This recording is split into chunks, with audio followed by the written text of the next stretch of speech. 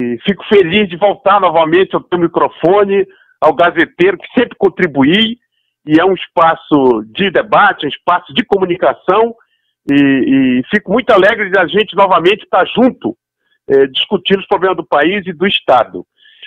Preocupa muito o cenário político do país, a gente vive uma crise social e econômica grande, há uma devastação social no país, mas o preocupante nos últimos dias é uma verdadeira escalada do governo Bolsonaro em relação a tocar o Estado, a tocar o governo, né, uma forma de gestão do governo autoritária, ao meu ver. Então, um artigo que eu escrevi, que está aí em vários blogs, sites, trata exatamente disso. O governo Bolsonaro pratica uma verdadeira escalada contra a democracia, né? O exemplo, por exemplo, da Ancine, né? Aonde ele questiona o tipo de filme, o que deve ser, ou seja, isso é censura. E ele propõe, inclusive, que a Ancine, até a mudança física da sede para Brasília, para ficar mais sob o controle, o cinema nacional.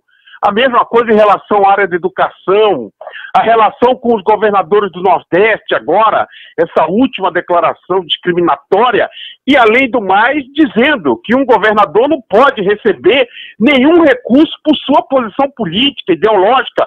Logo ele que falava disso, que o PT que praticava a discriminação política e ideológica, né? A nomeação do filho, quer dizer, um nepotismo direto numa área estratégica, que é uma humilhação para a diplomacia brasileira, para os diplomatas que fazem carreira, se submetem a testes rigorosíssimos, e a grande aptidão, pelo que ele mesmo falou, para assumir o cargo importante de embaixador em Washington do Brasil nos Estados Unidos, foi que ele fritou hambúrguer, e o inglês dele é deplorável. Quer dizer, então, são medidas, ações, atitudes que vão enfraquecendo a democracia e que vão demonstrando que é um governo que tem um viés autoritário, um viés e se alia a grupos claramente, abertamente fascistas. A gente viu no mês passado com mobilizações contra o Supremo Tribunal Federal, contra o Congresso, né, a pressão que ele exerce sobre as instituições de Estado, ou seja, é muito preocupante. Então, o alerta é exatamente esse, para que as forças democráticas, as forças das instituições do Estado Democrático, que tem como base a nossa Constituição de 1988, estejam atentas e mobilizadas para garantir o pleno exercício das liberdades públicas e da liberdade democrática.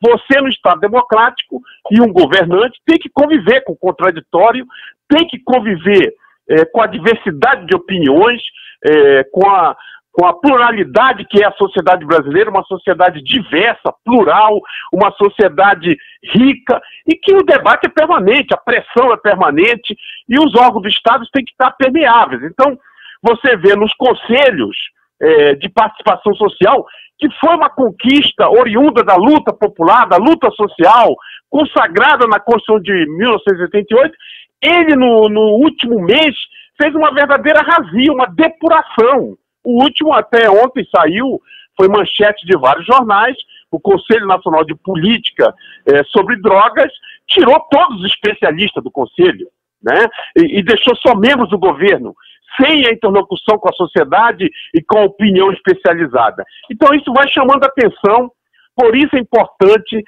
que a cidadania, que os partidos democráticos estejam atentos, porque o Brasil precisa de mais democracia, de mais debate, de mais liberdade, de mais diversidade.